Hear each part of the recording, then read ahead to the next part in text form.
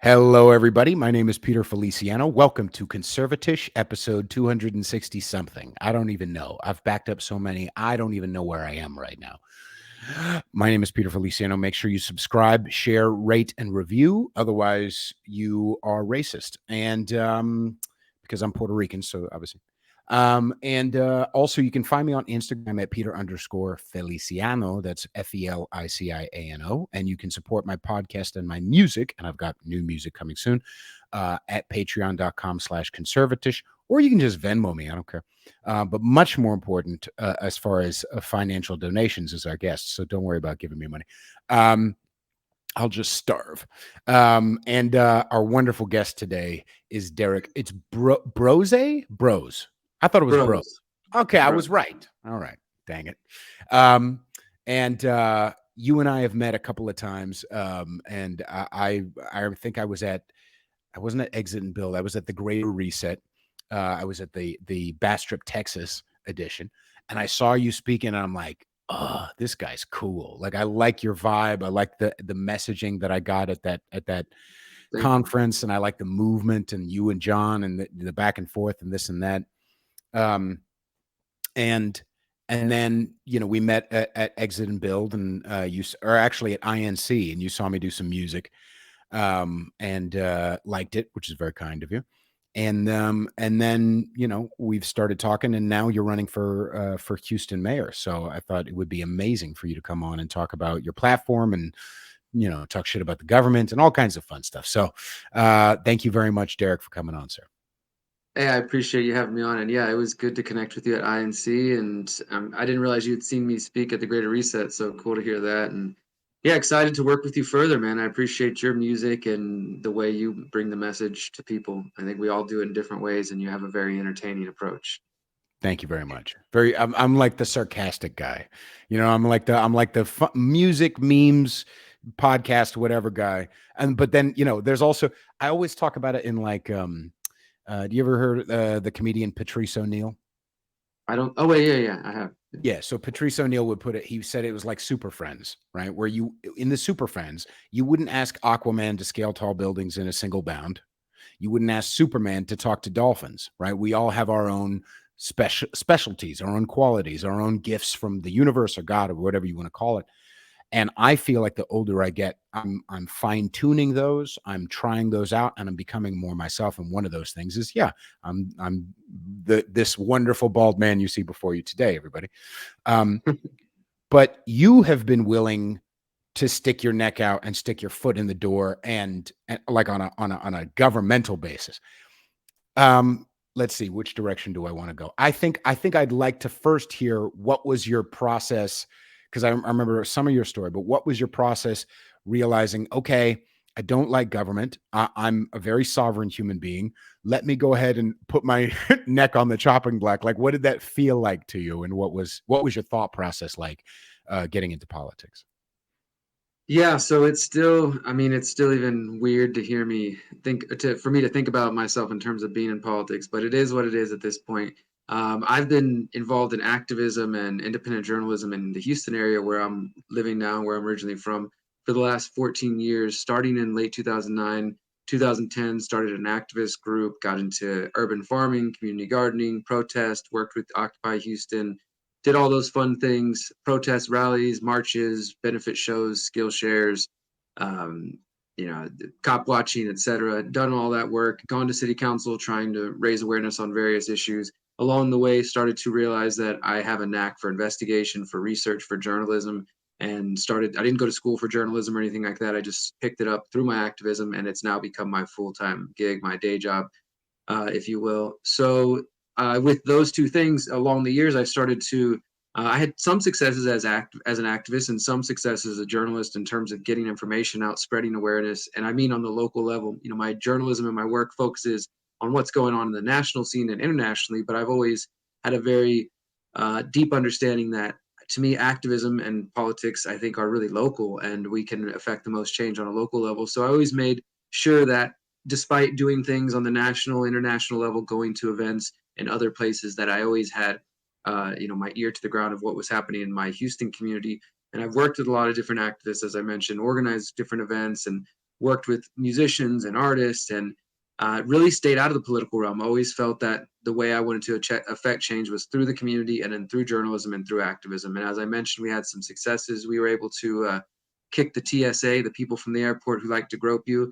They tried to roll them out on Houston buses back in 2012 and say that if you rode the bus, you were going to be subject to random searches, bag searches, drug sniffing dogs, all kinds of stuff like that. Myself and a bunch of other activists organized, and we were able to shut down that program without politics, without needing government necessarily. And I was able to, with journalism, expose the Houston Police Department using tools like Stingray cell phone surveillance tools. I was the first one to report on that, and a number of different stories over the years. But ultimately, I kept running into some of the same brick walls, and that was going to city council, speaking about fluoride in the water or police violence or homelessness or whatever issue I was concerned about. And there would be times where we would have 4 or 5 council members willing to sit down and have meetings and even saying, we agree with you. We think something should be done about this. And then same thing, journalistically going there and trying to bring information to them and having them listen. And the mayor either totally ignoring me or having no interest in getting anything done. But even when the council would listen, they would tell us that they were powerless, that their hands were tied. And I didn't really understand fully what that meant at first.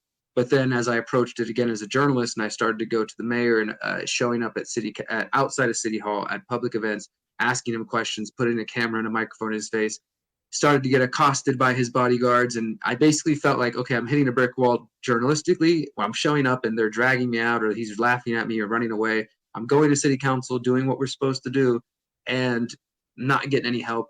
And as I learned, as I did this process, I ended up learning that Houston actually has the strongest mayoral position in the entire United States. That it's not just known as a strong mayoral form of government, which is something that exists other places in the U.S., but Houston, particularly the mayor, gets to set not only the budget for how much each district or each council member gets, how much money they get, but he also gets to set, he or she gets to set the weekly city council agenda. So when I was going to speak on homelessness or water quality or whatever, and my topic wasn't an official agenda item, that means you get placed all the way at the end. So when you go speak at Tuesday on a 2 p.m., you're going to wait 3-4 hours or more. When you get to speak, half the council's gone, the mayor's gone, the ones who are there are playing on their phones.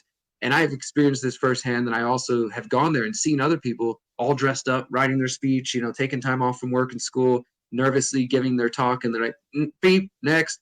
And just that's it. There's no recourse, there's no help. And this is because the mayor has so much power that a lot of the council members, in my view, have kind of just given up. There's only so much they can do. And thus, a lot of Houstonians who maybe tried to go to city council to get, some sort of recourse, they've given up because they realize the council members can't do anything. The mayor has all the power. And that sort of idea in 2018 going into 2019, I was confronting the mayor about 5G rolling out in Houston. I was going to city council, just going through that process. And then in 2019, it sort of started as a joke with some friends, like, you know what, maybe I should run for mayor because then he can't run away from me if I'm on the same stage as him. And then we started to realize, like, okay, maybe we really should do this. And I did it in 2019, and we had a lot of success. Obviously, I didn't win the race, but we had a lot of success in terms of reaching people and across the community, getting a lot of ideas, including this idea of taking away the power of the mayor.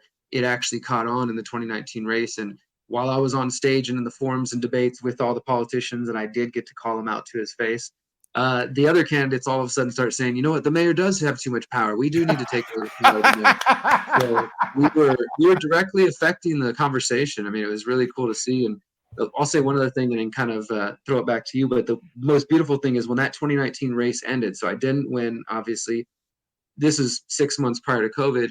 2020 comes along, and a coalition of activist groups, I think it was more than 20 groups, came together, and they got more than 40,000 petition signatures to change the city charter, to amend it, to basically took the idea that I was promoting.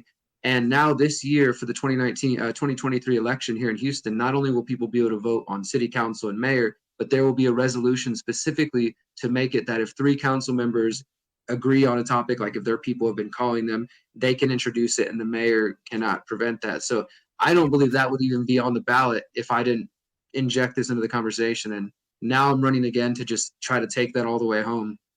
Right. Oh, beautiful. I have amassed, so I started my show Conservatish back in 2018, and it mostly was because I wanted a place to rant freely and hold a safe space for free speech and et cetera, make foul jokes. Um, and and it also was very conservative for a number of years, and it has still is, whatever labels. But I've been talking about this a lot recently, since 2020, and especially since the vaccine rollout. I have gotten a lot more um, overarchingly umbrella anti-state, if you will, overarchingly umbrella. I want to neuter government power. You know what I mean? I don't want. Actually, anti-state posted about that today, but I've said it in other ways. This guy I follow on Instagram.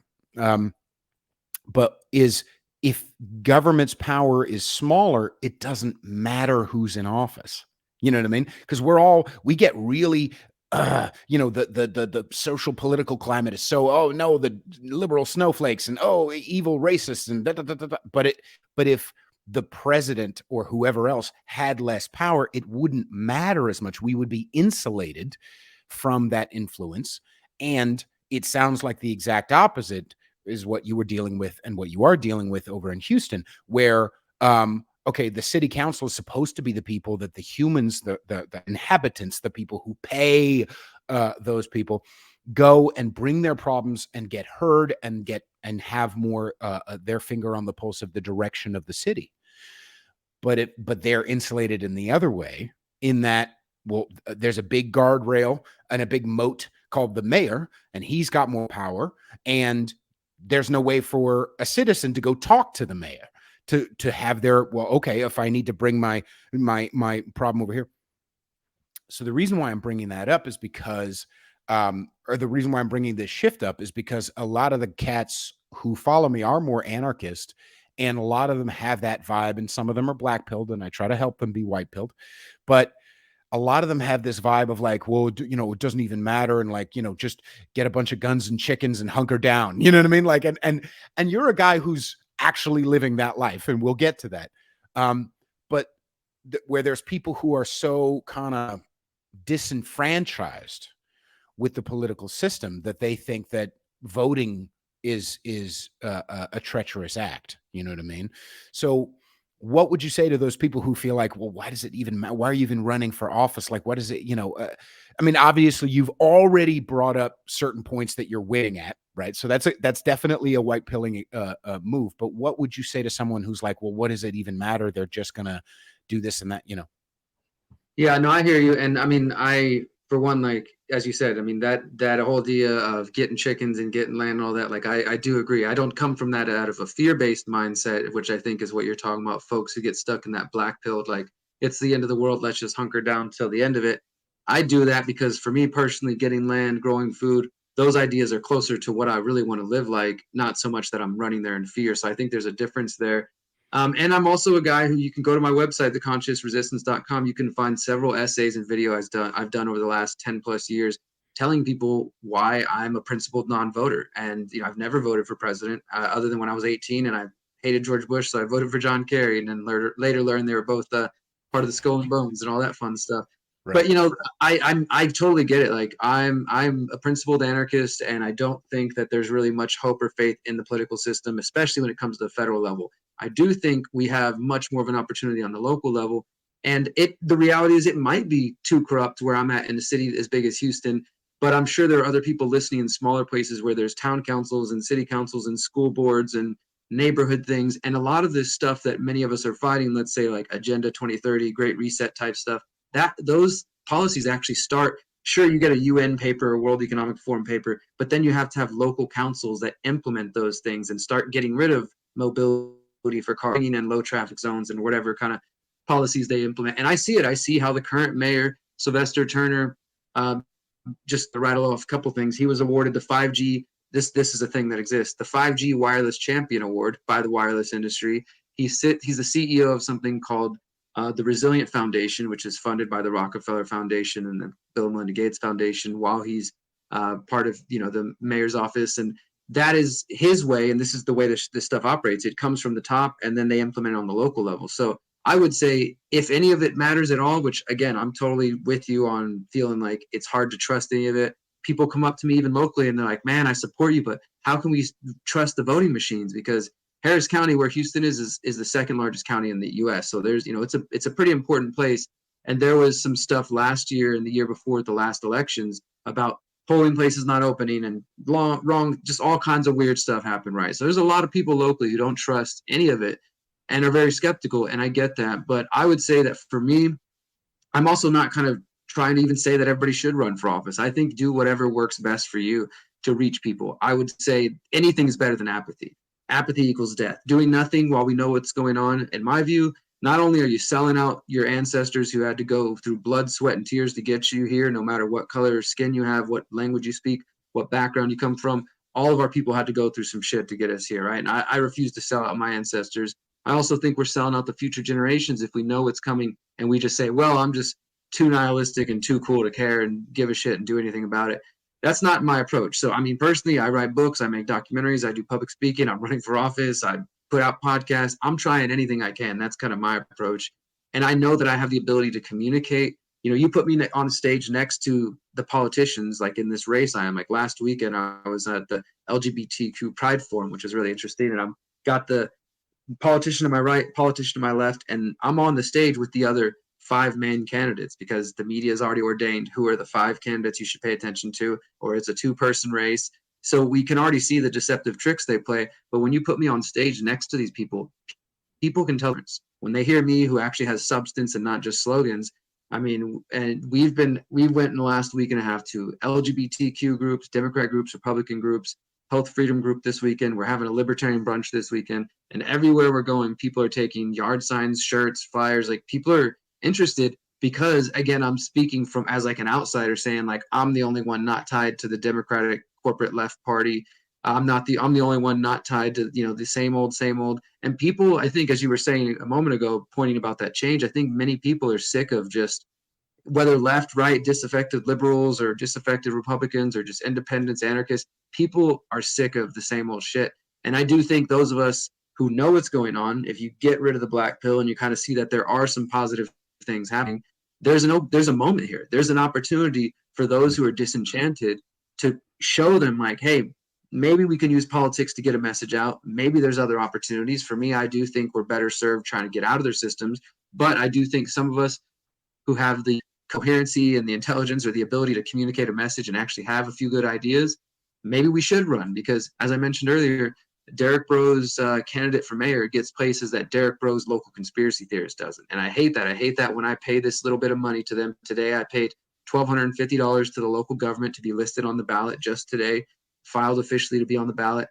And that makes me throw up a little bit in my mouth to give the government money like that. But I also understand, though, that by doing that, now Derrick Broze, candidate for mayor of Houston, gets invited to high schools, old folks' homes, rich neighborhoods, poor neighborhoods, black neighborhoods, white neighborhoods, Republican groups, Democrat groups. I get invited places that I typically wouldn't just if I'm like, hey, I'm a local journalist, radio show host. Can I come talk to you about what I think is important? I hate that. I despise that. I don't want to play into that. But if I can use that and hijack their signal for a little bit, I've been campaigning since January. We're official as of today. And then the election's officially 3.5 months away from today. So, I'm going to be on TV. I'm going to be on radio. I'm going to be in the newspapers. They're going to be talking about the ideas that I'm bringing to the table. And I'm going to try to go even more bold than I did in 2019 when I was a little bit more reserved. This time I feel like people are ready for it post-COVID. So, yeah, I mean, I would just say try what you can. Don't get blackpilled. We need as many people focused on whatever actionable steps we can do, whether that's memes, podcasts, or whatever. Like, I'm not here to shit on any approach. Like, do what you could do best because we need as many people spreading truth and solutions as much as possible. Beautiful. I like a candidate who throws up in their mouth when they have to give the government money. That's what's so, it's so fucked up. Just to play the game. Here's another fun thing. I told you a little bit about it, but I'm helping a friend run for city council in New York City. Elizabeth for NYC, everybody. And she tried to run on a medical freedom ticket, but the other candidates, that's right, everybody, the other candidates vetoed her. Like they wrote a petition. You can petition as a candidate to get other people kicked off the ticket. That's gross. I And didn't that's know what's about that. happening. Oh yeah. Wow. So I like anybody, if you are grossed out and don't want to do it, like that's the candidate I want. That's the motherfucker. So I'm excited to talk to you about this. Now, you talked about one of the things you talked about in is, finding solutions. Let's diagnose the problem a little deeper. Now, there's many. Um, but what would you say would you, and I know it's easy for a candidate, to get just attached to the slogan and kick it just with the slogan and blah, blah, blah. No, no, no, no. Hope, change. Bleh. Obviously, Obama didn't mean a fucking thing when he said change. So we're learning our lesson as a human race, right? But let's diagnose the problem a little bit. What would you say would be your top issues that Houston is dealing with? So, this is interesting. Well, first of all, I appreciate the reality check that the slogans don't mean much of anything. I mean, you've met me. I'm just a regular guy. I'm an activist. I'm a politician. I mean, not a politician. I'm an activist. I'm a journalist. And that's what I was saying earlier. It's even weird for me to just hear, like, how did I get into politics? But, here I am, and I'm trying to do what I can to bring some realness with it. Um, I think that what I've seen is you have a couple of things. You have some polls on the local level that say that Houstonians' number one concern, or that Texas, and I think a lot of people in the U.S., number one concern is crime. There's been a crime wave the last couple of years, and crime has spiked in most major cities in the U.S. There's some data now showing it's on the way down. Honestly, I just think crime is a perennial problem. It's just as long as there's poverty, there's going to be crime. As long as there's humans, as far as we know, there's going to be crime. People Right. do shitty things. So that's something that keeps coming up in the race. There's also Houston, where we're at. I don't know if this affects Central Texas as much. I don't think so. But where we're at, southeast, we're like below sea level. We don't have as the hill country like in Central Texas. We're totally flat. So when it floods, like Harvey, Houston deals with all kinds of crap. So flooding is a major concern locally as well. And I have thoughts and plans on those that I'm happy to talk about. And so, there's those issues. And then there's also, of course, as a candidate, when you choose to run, at least from my perspective, most of us are coming to the table with our own agenda, our own vision, our own ideas, right? I'm not just an empty slate. I'm coming here the things that I think are important. Taking away the power of the mayor, obviously, is part of that. The other thing is I really want to make sure that in the coming forums and debates and meetings that I go to, that when the opportunity arises, I want to bring up the last 3 years of COVID policies. I mean, Houston, we're in Texas, so of course Texas was better than some other places in terms of lockdowns and restrictions of rights. But as with most of the U.S., and I think this kind of maybe applies most of the world, you got major cities like Austin, Dallas, San Antonio, et cetera, controlled by left Democratic progressive politicians. And Houston and Texas, I think there's Texas in general, it's nonpartisan local race, right? So when people go to vote in November, there won't be an R or D or anything next to my name. It'll just be my name. But when somebody's been in politics for 30 years and they're in the Democratic Party, it's clear they're a Democrat, right? So it's pretty much seen as Houston is going to be progressive Democrat one way or the other. Anybody who's not that shouldn't even bother. So there's kind of a lot of room for libertarians, conservatives, independents.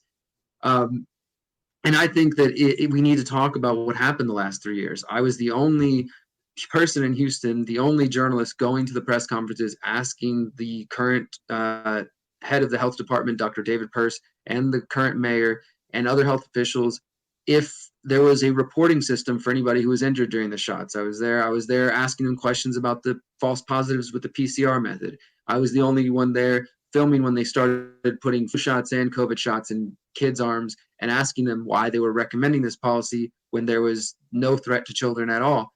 I was the only one trying to hold their feet to the fire. I was attending lockdown protests and other things here in Texas because, again, even though Texas was fairly good, the city of Houston, the mayor and the local county judge, Lena Hidalgo, famously said that they were going to do necessary civil disobedience. And to them, that meant trying to fight the state for the right to put masks on people and for the right to, force vaccinate people. And they couldn't do it to the entire city of Houston. The mayor doesn't really have that authority, but they did what they could. And they mandated all city of Houston employees be mandated to take shots or lose their jobs. And that's not just people who work downtown at City Hall. That's city of Houston employees at the airport, city of Houston employees, working just all over the city, different jobs that you might not even necessarily think about. Thousands of city of Houston employees, all the people at the animal shelters, et cetera, were forced to either get the shot or lose their jobs. And since there's no reporting system, there's no data, and since the local media is not asking any of those questions, we have no idea if anybody was injured, how many people may have tried to contest the matter. There's just no reporting. There's nobody there asking but me. I was on the front page of the Houston Chronicle in 2021, listed as even though I don't describe myself like this, they said, Derrick Broze, self-described non-vaxxer, says he is one of millions of people who will skip the COVID shots. I have a track record going back before COVID of fighting and standing for health, freedom, and bodily autonomy.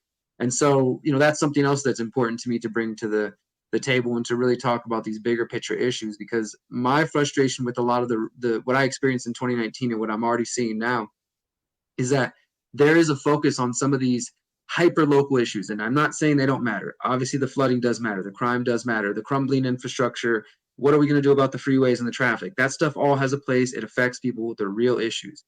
And at the same time, none of those issues are going to get anybody 40 and under to come up and vote. No college student is going to come vote over an argument about traffic, or it's just not getting them out there. And right now, currently, Houston, with its 3.5 million people, there's only 200,000 people who vote in these elections. So in 2019, 200,000 people elected the mayor of the fourth largest city in the United States.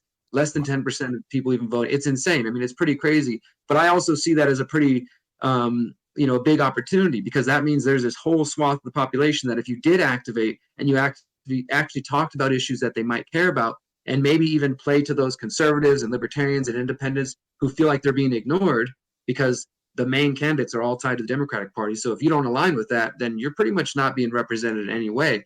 That presents myself as an opportunity, as an alternative to what they're bringing to the table. So I want to talk about those bigger picture issues and the role the mayor plays in promoting things like Agenda 2030 and stuff like that. But I'm also trying to balance, of course, not just coming off as a conspiracy theorist. And the other thing is too, I'm not running an activist campaign or a joke campaign or vermin supreme type thing. I'm running a real campaign for mayor, real ideas. And this is, I think, different than what I've seen some other activist types do, because when somebody comes up to me at the events I've been at the last week and they say, okay, Mr. Broze, I like what you have to say, but what are you going to do about flooding? Well, I have to have something to say. I have plans. I'm happy to share those with you. And I'm actually excited about them because these are all related to my life, and I don't have to fake this. Like, I'm a student of permaculture. I got certified in permaculture in 2020. I want to bring permaculture experts to Houston. We want to do native plants and hemp planting. Industrial hemp is now legal in Texas. So we want to bring more native plants and hemp to help with the flooding and the erosion.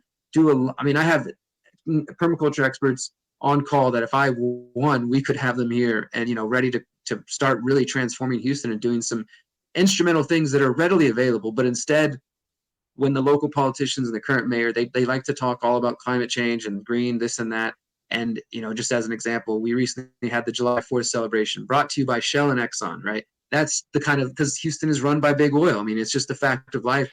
And it's kind of like also third rail. You're not supposed to even mention that at all, because go against the oil companies is basically a death knell. You're never going to get anywhere. Same thing with questioning the police. If you say anything about questioning the police budget in most cities, you're automatically, the unions are going to come after you and stuff.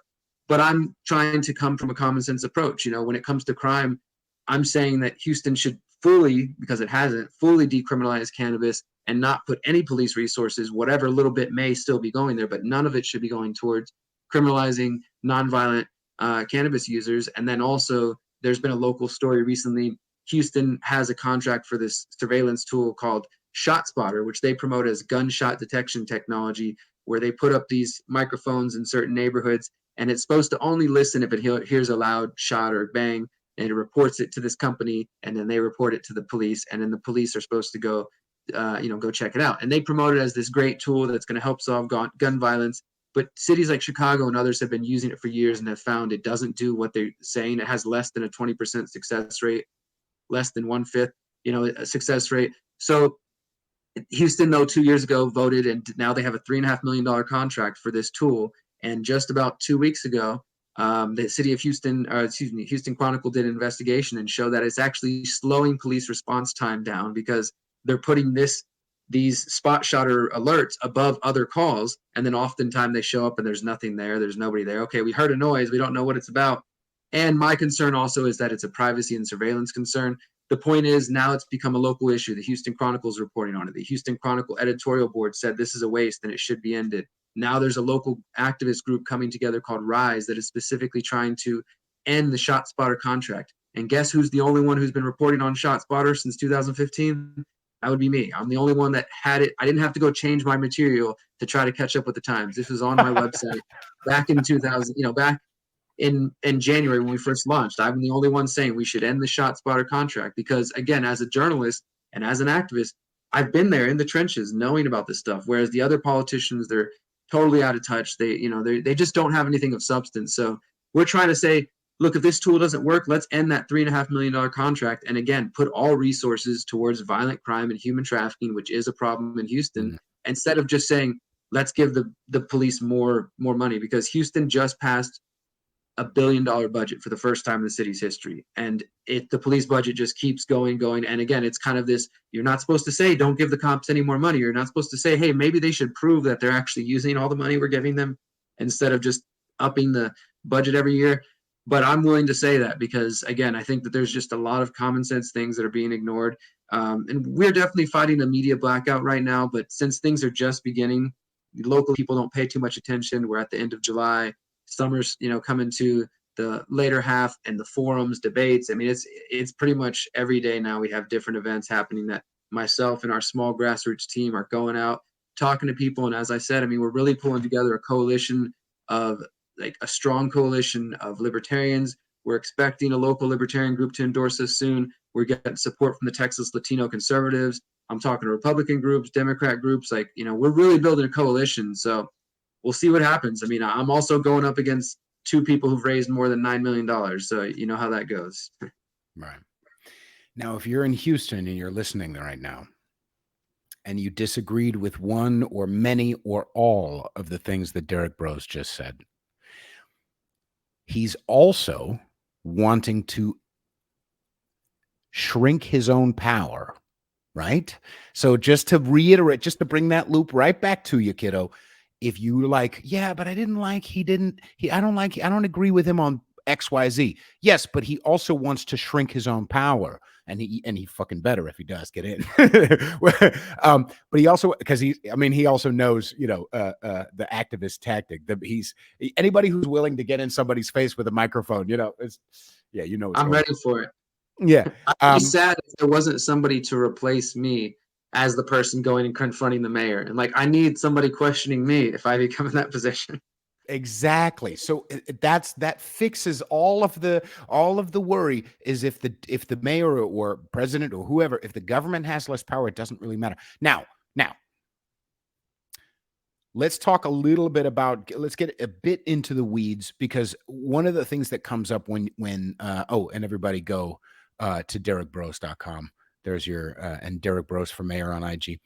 Let's talk a little bit about the ideas that would replace it, because there's a lot of conservatives who follow me, and they're not as black mask as I've become the last little bit, and not as anarchist, not as libertarian.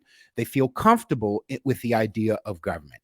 They just want their guy in there, right? Now, here's the thing that I usually go back to is the absolutes, right? So absolute power corrupts absolutely, right? And even if somebody had talked a good game, we've seen it over and over. We've mentioned a few names who talked a good game and then got up in there and never mind, or even had good intentions. I would even give them some of these guys. I personally, I believe Trump had good intentions. I mean, he's not good intentions, he's not a egotistical, whatever, but I believe, but at a certain point, whether it was, when I tweet it, or I'm going to tweet this tomorrow or the next day, not to get into the weeds, but I'm just using him as an example. If Trump just said, you know what, guys, they got me. The swamp got me with COVID in 2020. They caught me slipping. I'm sorry. I overreached. I trusted Fauci. I messed up, guys. My bad. I am so sorry for pushing the vaccine and pushing the lockdown. He'd have my vote. I'd be like, you know what? This guy's honest. But he hasn't done that. Anyway, to loop it back into why it's pertinent is that it's really comfortable to have this cloak around us of government. What replaces that? Because anarchy gets a really bad rap. It just does. Because, it looks like Molotov cocktails to people's mindsets, whatever. What does anarchy, what replaces if we shrink the government, purse and things like that? What replaces that? How do we feel comfortable moving forward? Sure. And I'll use the real world example of what's happening in this race, and we can maybe track like a little progress of in a utopian version of this, how it could look, right? So Mm. what I'm calling for as it relates to the Houston mayoral race, as I mentioned earlier, is to amend the city charter so that the mayor's position would be reduced, and that would mean the city council would have basically, it would be kind of like transferring, decentralizing the power from one person to the 16 member council in Houston. And ideally, if people were engaged, because this would still involve getting people engaged. This is like, of course, the whole thing about it, right? Just electing me and me changing that alone won't Mhm. necessarily guarantee real change if nobody takes advantage of the fact that now their council members can actually do something, right? But in the perfect world where people are engaged and maybe they learn, oh my God, this has changed now. We've had a historic charter change in Houston. All those issues I care about, let me go back to council and try again. Let me call them, let me email them. Maybe something will go through. And, maybe we could start to get to a place where people's voices are represented better. So that's what I'm trying to do on the local level, decentralize that power away from that position. And I'll say before I would take it even further, the interesting thing now here, 2023, like I told you in 2019, other candidates started to repeat, like, yeah, the mayor has too much power. Then this coalition came together. Now in 2023, people can vote specifically to take away the power of the mayor. I've been on 2 forums in the last week with the other candidates, and this question is now actually being discussed, which to me just feels like great. Now this is my issue. I helped bring it to the forefront. Now they're actually asking a question about this. How do you all feel about taking away the power of the mayor? Do you think the mayor has too much power? And if so, what would you do about it? Now, what I'm noticing is the other candidates, they'll pay lip service and say, this is true. Even one of the other candidates who's running, he's a current council member, and he'll say, the mayor does have too much power. I've experienced this firsthand as a council member. We can't get things done, this and that. Their answer is always something along the lines of this. This is why you need to elect me, and I'll use the power the right way. They have no interest in actually getting rid of that power because, just like most politicians, they want to make sure when they get into office, they can use that power and use it to whatever benefits them. I'm the only one willing to say I would actually take away the power of the own position I have and essentially make that position be as much of a figurehead as possible and, again, decentralize the power. So let's imagine that did catch on in Houston, and maybe within a few years, real change starts happening. People are able to call their representatives. Change starts happening at a more rapid pace, within maybe months instead of years or never. And over time, Houstonians, as we start to address all these different issues with people engaged and council members actually achieving change and the mayor basically being a figurehead, executive position, but not a dictator, maybe we get to a point where we realize, you know what, let's localize the power even more. Houston already has this system set up right now called the super neighborhood system. And it's not very utilized, but I think it could be something almost like the freedom cells on a local level where you have these neighborhood groups that are supposed to represent a certain collection of neighborhoods in the city. And ideally, those groups come together, they talk about their concerns, they have a liaison, super neighborhood number or whatever that gets to go to the city and speak. I think it's an underutilized system. Maybe we'd get to a point where people say, you know what, we don't even need to depend on the council anymore. We're going to start using these super neighborhoods and vote what happens in our own neighborhoods, and we'll just leave out city council altogether. So the power gets even more localized down to neighborhoods or a collection of neighborhoods or districts. Obviously we can't predict. Then maybe over time, and this could take generations, of course, people get to the point where they feel like that's even unnecessary. That we've figured out most things. Our lives are kind of running their own at this point. People are free to sort of organize their own affairs. Maybe local groups, locals or whatever, get together to meet once a month to deal with some administrative stuff. But in that perfect anarchist world, as people recognize their own power, we could get to a point where maybe we recognize that government's not important. But again, this is why my other website outside of my campaign is called the Conscious Resistance, theconsciousresistance.com, because I personally really feel like I do think the most ideal thing, just philosophically, morally, ethically, is for there to be no government, no imposed, coerced authority over any free human being, any sovereign being created by their creator, brought here on this planet, living, breathing, should not have authority imposed on it. That is my true belief, and I fight for that day every single day. I also recognize that that's a generational thing that's going to take place. It's not going to happen tomorrow. If we were to get rid of governments tomorrow, it wouldn't lead to a peaceful transition to utopian anarchism and libertarianism, it would lead to some chaos, and it would lead to people who are still dependent on the state in need. It would lead to a lot of the concerns that people have. But I do think it is possible. I'm not a person who thinks humanity's done evolving politically, ethically, etc. I think we are evolving to a place where these institutions will not be necessary, and I pray and hope for that. At the same time, I'm also not going to deny the reality we're living in right now. And if I can use this system to try at least inject some ideas, to me, this is one of the most libertarian anarchist type of situations you could have. I'm calling for decentralizing the power of the fourth largest city in the country. I wish more people would realize how crucial that could be, and maybe it could set examples for other cities to do similar things and try to just reduce the power of the positions we have, like you said, until it gets so local that the positions themselves aren't even in the position to do bad things. Like they just don't even have the same capability. So yeah, I mean, I am an anarchist, libertarian, voluntarist is maybe a more specific way. I fight for a world of where all relationships are voluntary and free of coercion, fraud, and all those horrible things. And most of those things come from government. And I wish that we didn't have to exist with a government. So that's my view. But obviously, we have a government right now. There's a local government. It's corrupt. And if I can run and shine a light on trying to remove some of that corruption, then that's what I'm going to do. And that's what I'm doing. So our motto, one of them is exposing corruption and focusing on solutions. That's really what I'm trying to do. Fantastic. That was beautifully said. Now, can we get even? You did, it was brilliant the way you said that. I also, and obviously you're practiced at being a speaker.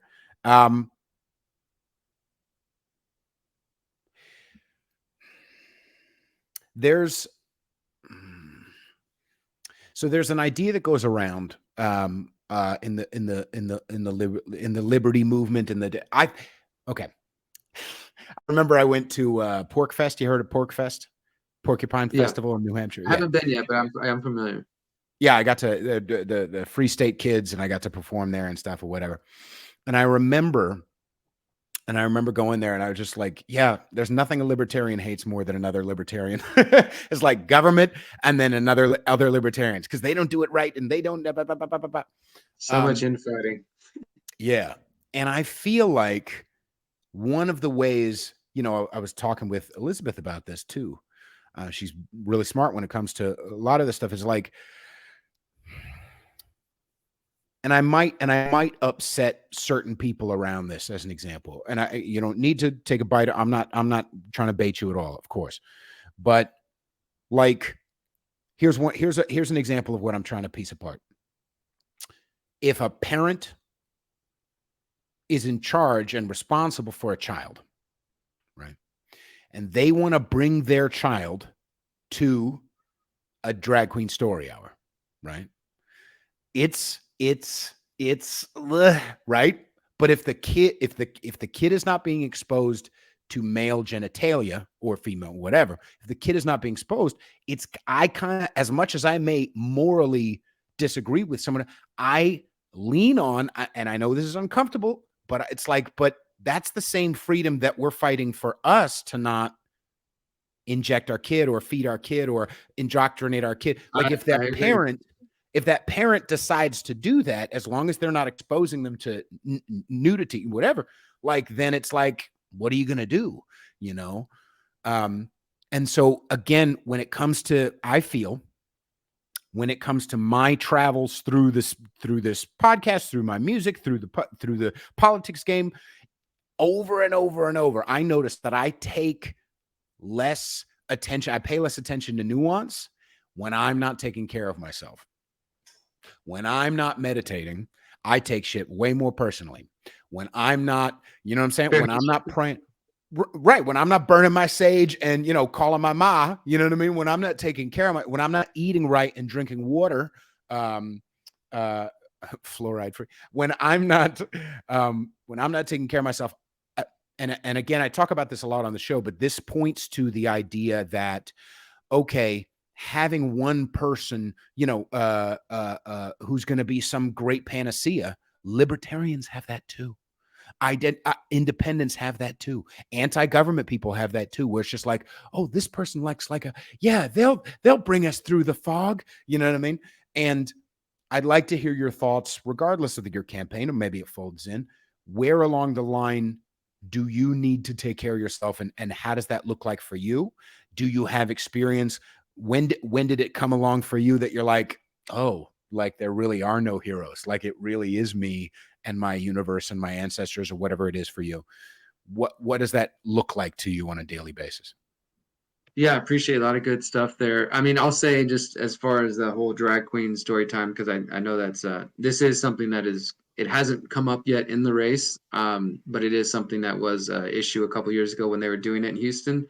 And I actually, as from wearing my journalist hat, I went to a drag queen story time a couple years ago, and I interviewed the counter protesters and let them, hey, why is this important to you? And then I went there to the organizers and said, hey, why is this important to you? And I didn't really share any of my public opinion. I shared some of it privately at an event I spoke at recently, and I just did today and got invited to another LGBTQ Pride Forum being organized by some Texas groups. That's going to be in a couple of months, so I'm sure that these topics will come up. Obviously, there's been a lot of bills passed in Texas and elsewhere regarding like gender care for 18 and above. So this is the conversation is there. What I'll say, like as far as a candidate, um, and I said this the other night too, that I personally, for one, I agree with what you said, that I think parents, like, I don't want to be in the business of getting in between parents, the state getting between parents and kids' relationships, unless, except for extreme circumstances where a child's obviously in danger, or as you said, being exposed, like, real crimes are being committed. And I think that's something that most conservatives understand when it comes to other areas like the vaccine, CPS. People understand, like, oh, we don't want them in our business. But then when it comes to this, people are sometimes the reverse image of the left of like protect the kids and whatever. So, there's a lot of inconsistency. And like you said, if you're not taking care of your stuff, you're more likely to take things personal and not recognize the nuance. And, to the point of the whole kind of transgender identity discussion, I've actually got 20 tabs right here that I'm looking at. I'm on the conclusion of a mini documentary I've been working on for the last 2 months. I sat down with a transgender individual a couple of months ago and interviewed him and just picked their brain, like asked, like, what do you say to people who are worried about this? And what do you think about people about this? And tell us your story. And been looking at all the data because, again, as a journalist, I think it's important. If I'm going to talk about something, I don't want to just repeat the right wing talking points. And I also don't just want to say, hey, accept everybody. There's no consequences. Everything's fine. There's nuance, there's complexity there. It's not just black and white, and I don't want to just add to the noise and all that. So with all that said, if I was mayor, I personally would not support taxpayer dollars going towards events like Drag Queen Storytime because it is so controversial. That's not me interjecting my personal opinion. It's just saying, hey, I can ask one Houstonian, they're going to say yes, and another Houstonian is going to say no. How about we just say hold your event at a private place where it's not related to taxpayer dollars so nobody can really complain about it? Because most of the consistent libertarians and conservatives would say, hey, what you do on your private property is your business. I don't have, you can still protest if you want, make your opinion known, but generally speaking, what private people do on private property, as long as they're not breaking any laws or harming anybody, it should be their business. So I personally think that's the consistent position, and I know it's getting really difficult for some people to remain consistent because these issues aren't typically black and white. There's an emotion, especially when it involves kids. But if you're going to be against government being involved in people's lives in one area, or at least not supporting government intervention, then we should be consistent across the board. And so, for example, on my website, I talk about COVID-19. I have a line that says, I defend um, freedom of speech, individual liberty, and bodily autonomy for all Houstonians. And I'm sure if you ask one Houstonian how they interpret that term bodily autonomy, they might have one answer and somebody else might have a totally different answer. But for me, I'm applying it across the board. Doesn't mean I don't have my own opinions about those various topics, but I do think that we need to be consistent with, the way we approach things and not just be reacting emotionally or do what's convenient, which is what politics. And this is, I think, my struggle has always been over the years because, again, I've resisted being involved with politics in any kind of way. Even when I supported presidential candidate Ron Paul back in the day from a distance, I never voted for him. I didn't, I told people, hey, if you're a voting kind of person, this guy's saying some real stuff, but I didn't bother going to vote in any kind of thing or get involved on the local level and try to become a chair in district, whatever. I watched it, I observed it, I supported quietly, but it's not my game. I don't want to politics and principles often seem to be in conflict. It's very hard to kind of circle that square, and Ron Paul probably did it better than most, within the political realm, trying to stay consistent. And it's funny because when you stay consistent with your principles and you're like, I don't think government should be intervening in people's lives, then you don't really have a track record of a good politician, because people would say, look at Ron Paul, he hasn't done anything, he hasn't got any bills passed. But that's his whole point. He's not trying to pass more bills and get more government involved. He's trying to stop things. But to them, they're like, he hasn't done anything. Look, he's not doing anything. He's not passing any bills. So I think it just depends on how you measure success, right? And for me, Right. success is injecting truth. Maybe we get some real change, but yeah. So hopefully I answered some of the things you said there. You did. You did. We got about 10 more minutes. I would love to hear, because we've talked a lot about the problem. We've talked a lot about the solution. We've talked about a lot of consistency, things like that. One of the ways I got introduced to you was the fact that you and your peeps went down to Mexico and bought a big property down there. And I'd love to hear what permaculture means to you. I know this is, whatever. I mean, I've literally heard I've gone to multiple freedom events and I still don't understand what permaculture is. So I'd love to hear a little bit about that, as well as what nature and what sovereignty, and your own food and whatever. You're obviously quite passionate about it and you walk the talk. So I'd love to hear a little bit about what that walk is like. Thank you for that. Yeah, so since we mentioned permaculture a couple times, maybe giving it a definition is worth it. For those who are not familiar, permaculture is a combination of two words: permanent agriculture. Other people just say permanent culture. It was first outlined in the 1970s by a guy named Bill Mollison. There's a couple other people involved in the development, kind of a co-creation, but he was one of the first people to put a book together. And the best way to describe it, because I think when people hear it, it's usually in relation to food. So people kind of think, okay, gardening, some kind of gardening technique. And that's like just such a tiny portion of it. It really is best thought of as a design philosophy, because the whole idea, and I should say that the ideas that they built on, Bill Mollison and others in the 1970s, were themselves based on indigenous farming methods from all over the world, from Mexico to Africa to, methods of the way people have been growing food for thousands of years, things like milpas and chanupas and other things, chinapas and other methods. They looked and studied and learned and said, wow, there's really a way to approach this, to design our homes and to design our food systems and our waterways in a way that not only serves human beings, but also does work within the existing wildlife and the plants. And so with permaculture, there's a set of principles that come along with it. One of the main things is about observation. And so just kind of as an example, when we were going out to Mexico pursuing a property, me and my partner Miriam, we moved to Mexico in March 2020. And obviously I have family in Houston, so we've been kind of living between Houston and Mexico. And we started looking for land. And we also took a permaculture course in 2020 to get certified in this. And one of the things you learn is about observing a piece of land, a piece of property. So you wouldn't want to just see something a couple of times one season in that part of the year and then assume it's going to be amazing, right? You would want to, from a permaculture perspective, sit back and observe it in all seasons. So if there's 4 seasons, where we were in Mexico, there's pretty much 2 seasons, rainy and dry. But if you have 4 full seasons, then you would want to wait a full year to literally see what does it look like when the rain flows. Where's the natural puddling and pooling of the water?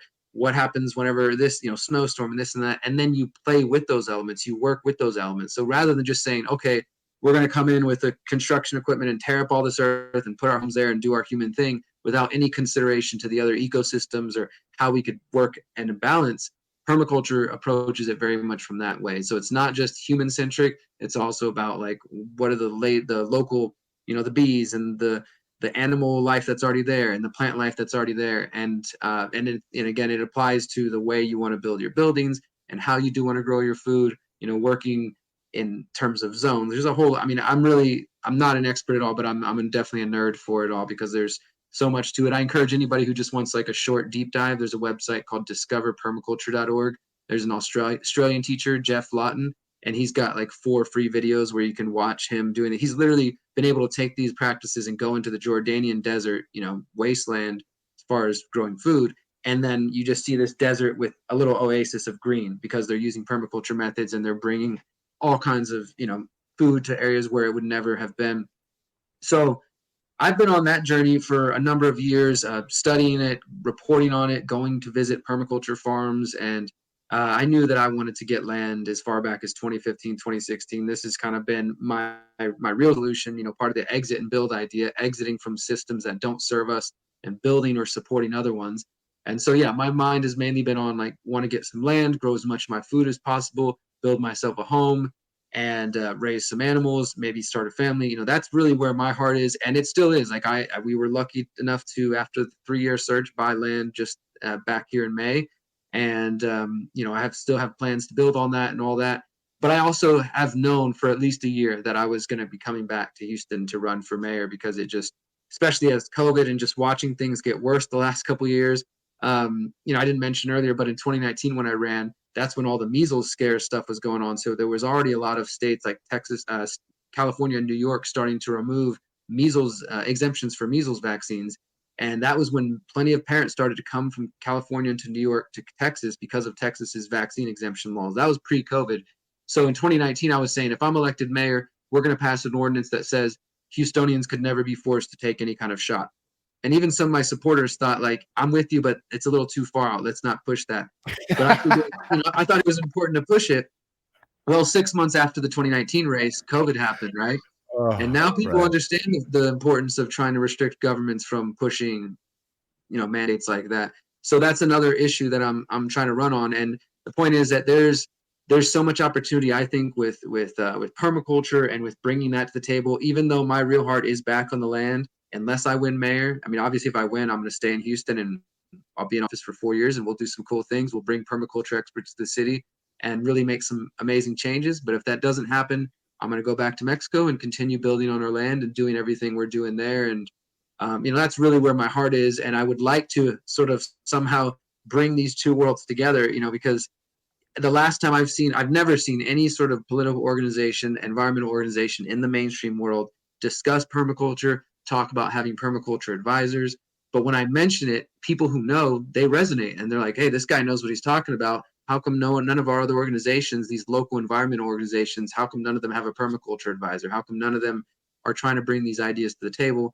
And in my personal view, it's because some of these organizations, especially the ones connected to government, don't necessarily really want to solve the problems that they're pretending they're trying to solve. And that's just my personal view. But yeah, man. So and all of that together, like I started getting into urban farming back in 2010, 2011.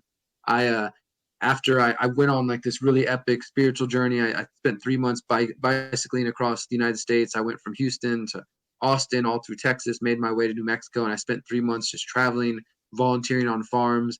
And that was the first experiences I had, like growing food and really getting connected to that back in 2010. Then I came back to Houston and started getting involved in urban farming, helped build some community gardens and farms in the Fifth Ward, some of the poorest neighborhoods of Houston, bringing organic, clean food for the first time. And it's just, there's something special about taking a seed, putting it in the ground, bringing it to life, growing, your first little watermelon or whatever, and then sharing that with people that you have. And then not only that, when you open that thing and there's 100 more seeds, and just you realize how much of a sham it is that we're buying so much food from, and how much, like, that's real wealth, right? Like that watermelon with 100 seeds in it that could lead to a vine that has 10 more, watermelons on it with 100 more seeds each.